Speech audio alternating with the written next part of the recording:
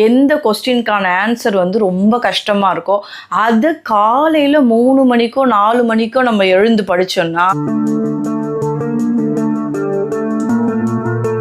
அந்த சைலண்ட் வந்து லைப்ரரி உள்ள கிடைக்கும். இதுதான் என்னோட பாக்ஸா அடுக்கி வச்சிருப்போம். இருந்தாதான் இது நல்லது, இப்படி இருந்தா அது கெட்டது அப்படின்ற ஒவ்வொரு விஷயத்தையும் இந்த தமிழ் புத்தகங்கள் எல்லாமே பார்த்தீங்களா எவ்வளோ பழைசா இருக்கு புக்குன்னு. உங்களுக்கு தமிழ் படிக்கவும் தெரியல, எழுதவும் தெரியல. 10th +2 குழந்தைங்க இருக்காங்க இல்லையா, அவங்களுக்கு புக்கு வாங்க முடியாத சூழல்ல இருந்தா அந்த குழந்தைங்க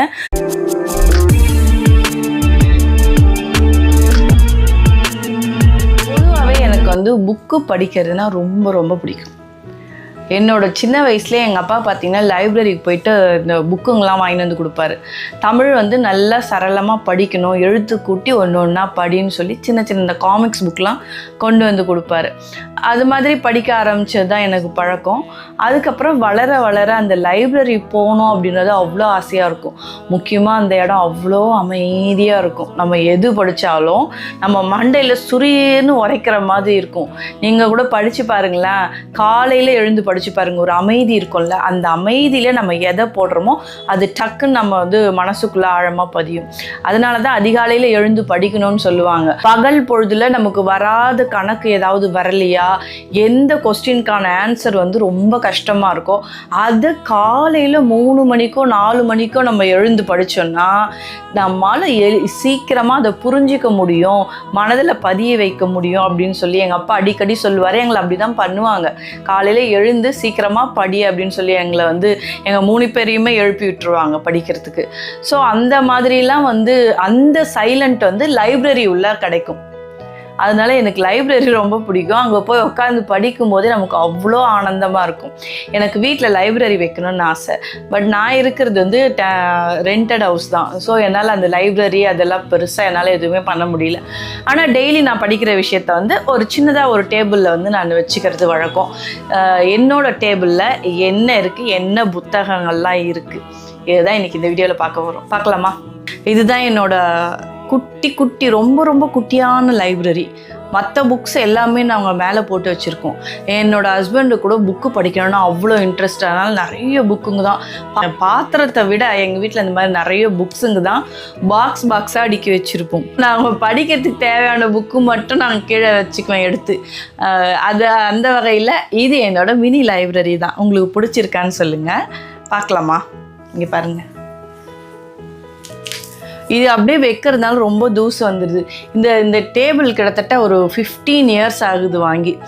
பாருங்கள், என்னோட புத்தகம் எல்லாமே இதில் தான் வச்சுருக்கேன். இங்கே நான் என்னோட காலேஜ் டயத்தில் பிஏ தமிழ் படிக்கும் பொழுது அந்த தமிழில் எனக்கு சொல்லி கொடுத்த புத்தகங்கள் எல்லாமே என் கூடவே கொண்டு வந்துட்டேன். இந்த புக்குங்க எல்லாமே டே டு டே லைஃப்பில் ஒன்றே தெரியுமா, நம்ம தமிழ் படிக்கணும்னு சொல்லி சொல்கிறாங்க இல்லையா, இந்த தமிழ் புத்தகத்தை நம்ம படிக்கும் பொழுது ஒரு மனிதன் வந்து எப்படி பண்போடு இருக்கணும், எந்த மாதிரி பண்பு நலன்களோடு இருக்கணும்னு சொல்லிட்டு ஒரு மனிதனை வடிவமைக்கக்கூடியது தமிழ்.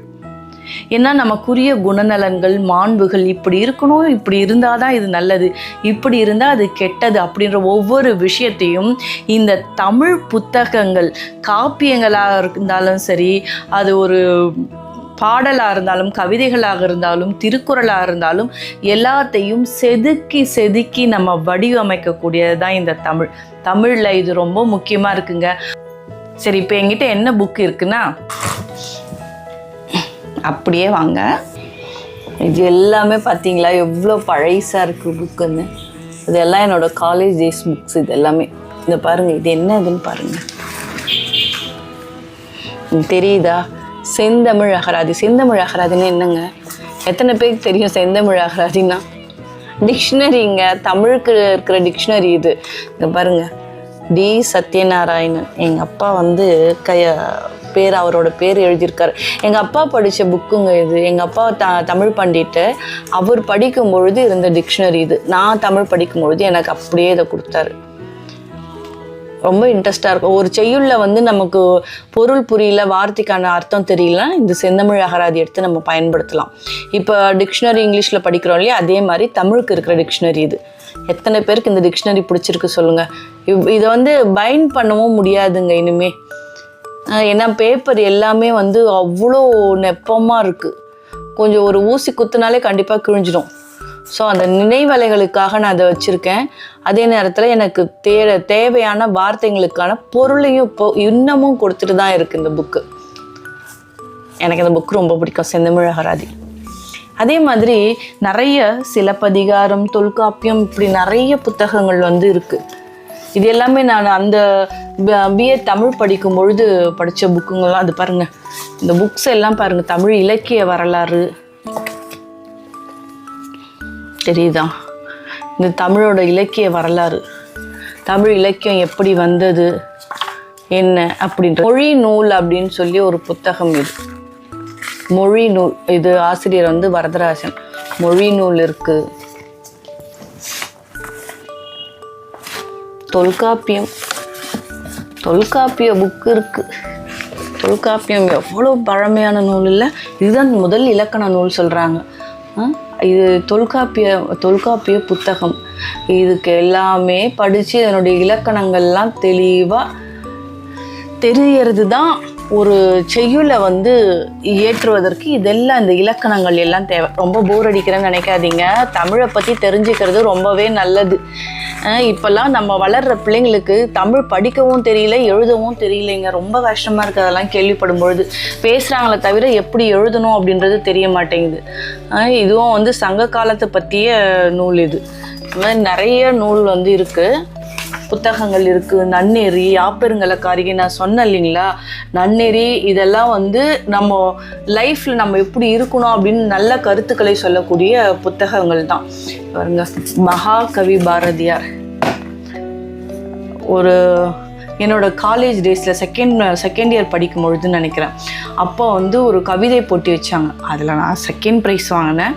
அந்த கவிதை வந்து எனக்கு இவரை பார்த்து தான் ஒரு பெரிய ஒரு பூஸ்டே. அப்போல்லாம் பாரதியார் தான். ஸோ இவரை பார்த்து எனக்கு ஒரு மனசுக்குள்ளே வந்து ஒரு பெரிய ஒரு எழுச்சி, ஒரு தைரியம் இருக்கும். ஏன்னா பெண்களுக்கு அவ்வளோ சப்போர்ட் பண்ணி இவர் வந்து அவ்வளோ கவிகளை வந்து எழுதியிருப்பார். இவரை மனசில் நிறுத்தி நான் ரொம்ப நாள் வந்து இவரை போல் அந்த மன உறுதியோடு இருக்கணும் அப்படின்னு சொல்லி இவரை ரொம்ப நாள் வந்து ஃபாலோ பண்ண இவரோட கவிதைகளை.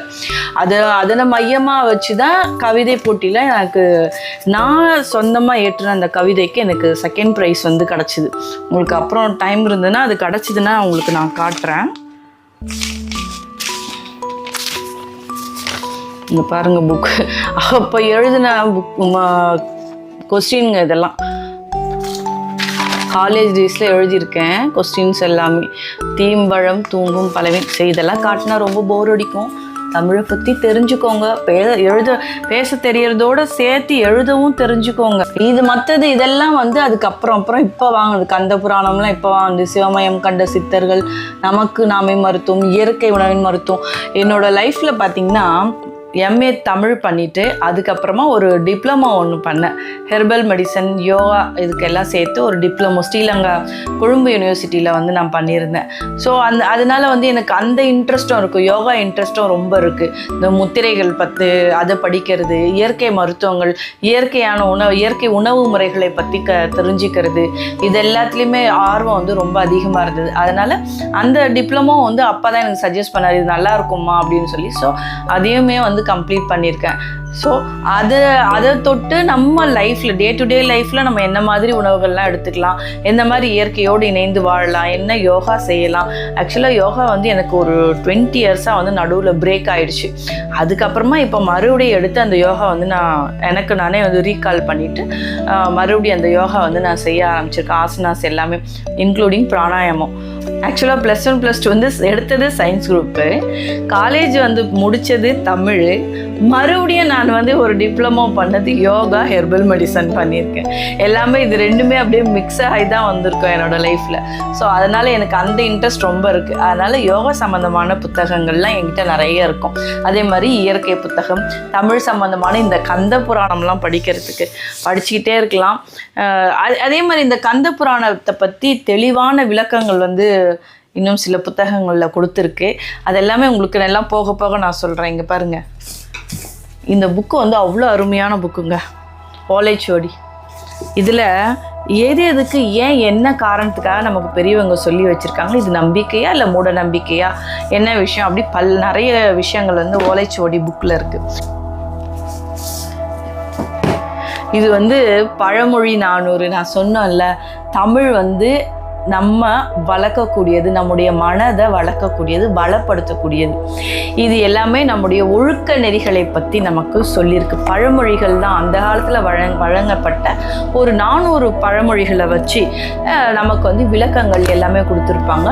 அதுக்காக இப்போ சொல்கிற மாதிரி ஒரு சின்ன சின்ன நடுவில் புகுந்த மாதிரியான வழக்கு சொல்லில, அந்த காலத்தில் பேசக்கூடிய அந்த வழக்குகள்லேயே இந்த பழமொழிகள் எல்லாமே இருக்கும். இது எல்லாமே கண்டிப்பாக தமிழ் கிளாஸ் வந்தால் உங்கள் பசங்களுக்கு கூட சொல்லி வைங்க. தமிழ் கிளாஸ் வரும்பொழுது கொஞ்சம் நல்லா கவனிங்க அப்படின்னு சொல்லி. ஏன்னா ஒழுக்கத்தையும் பண்பையும் நம்முடைய குழந்தைங்களுக்கும் நமக்குமே சொல்லி கொடுக்கக்கூடியது தமிழ். அவ்வளோ கருத்துக்கள் இருக்குது.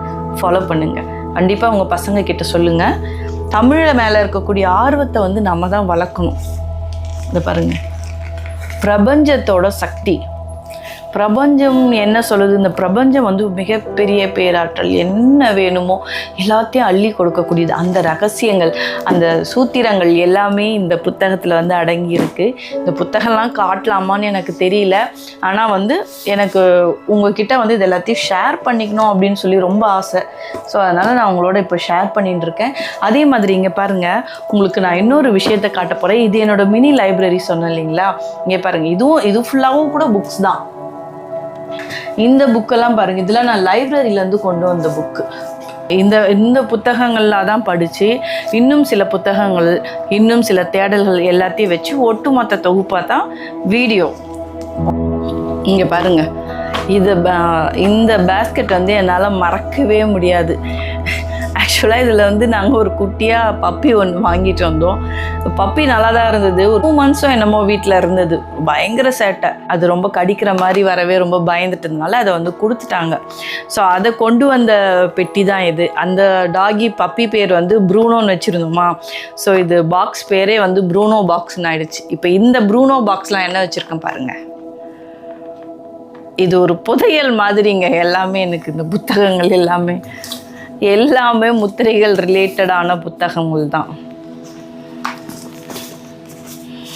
விரல் தியான முத்திரை, நோய் தீர்க்கும் முத்திரை, ருத்ராட்சம், இப்படி நிறைய புத்தகங்கள் வந்து ரொம்ப அருமையாக இருக்கும். ஒன்றும் படிக்கிறதுக்கு. பாருங்கள், முதுமைக்கு முற்றுப்புள்ளி.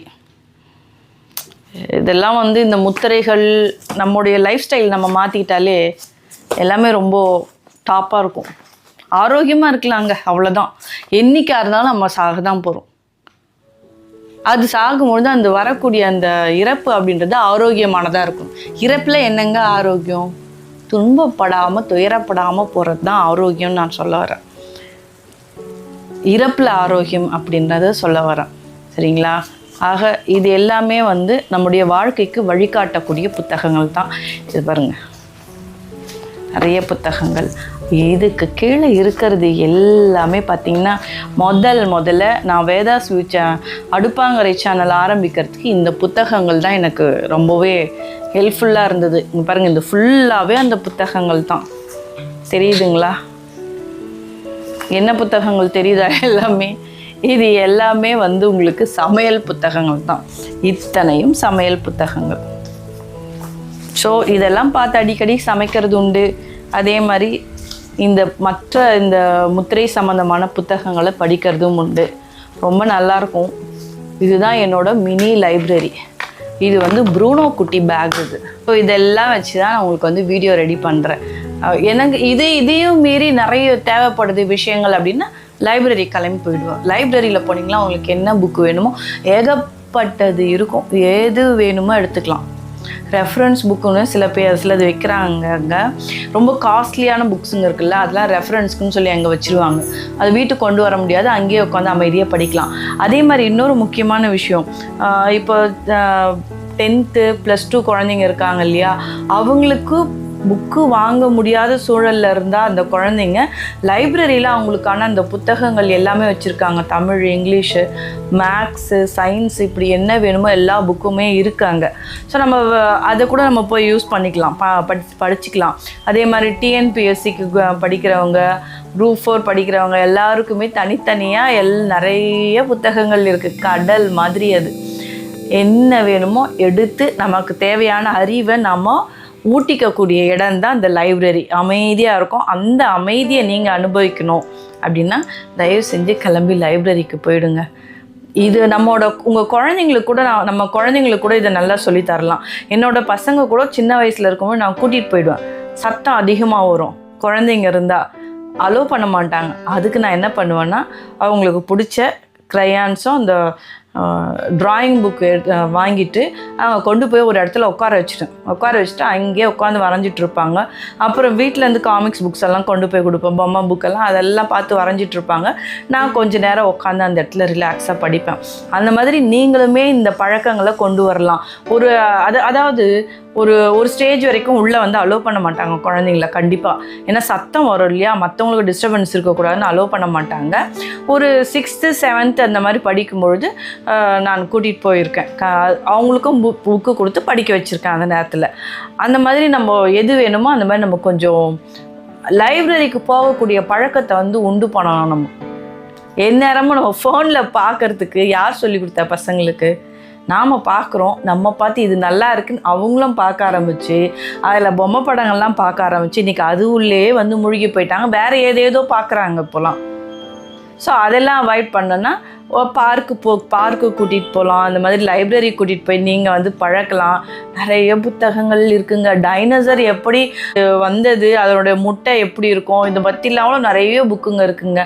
ஏகப்பட்ட புத்தகங்கள் இருக்குது. அது பார்க்கும்போதே அவ்வளோ ஆசையாக இருக்குது. அதெல்லாம் உட்காந்து படித்தா நாளே போதாது. வீட்டில் இருக்க வேலை செய்யணும்ல, குறிப்பிட்ட நேரம் தான் இருக்க முடியும். அதை பார்த்து படிச்சுட்டு கிளம்பி வந்துகிட்டே இருக்கலாம். உங்கள் பிள்ளைங்களுக்கு இந்த மாதிரி ஒரு பழக்கத்தை கொண்டு வாங்க. ஸ்கூலில் கூட இப்போலாம் நிறைய லைப்ரரி இருக்குது.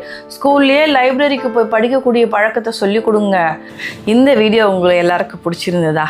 என்னோடய டிப்ளமோ படித்தேன்னு சொன்னேன் இல்லைங்களா, ஒரு ஹெர்பல் மெடிசன் படித்தேன்னு சொன்னேன் இல்லைங்களா, அந்த ஹெர்பல் மெடிசன் படிக்கும்பொழுது நான் பண்ண ஹெர்பேரியம் எல்லாமே வச்சுருக்கேங்க இன்னும் என் கையோட.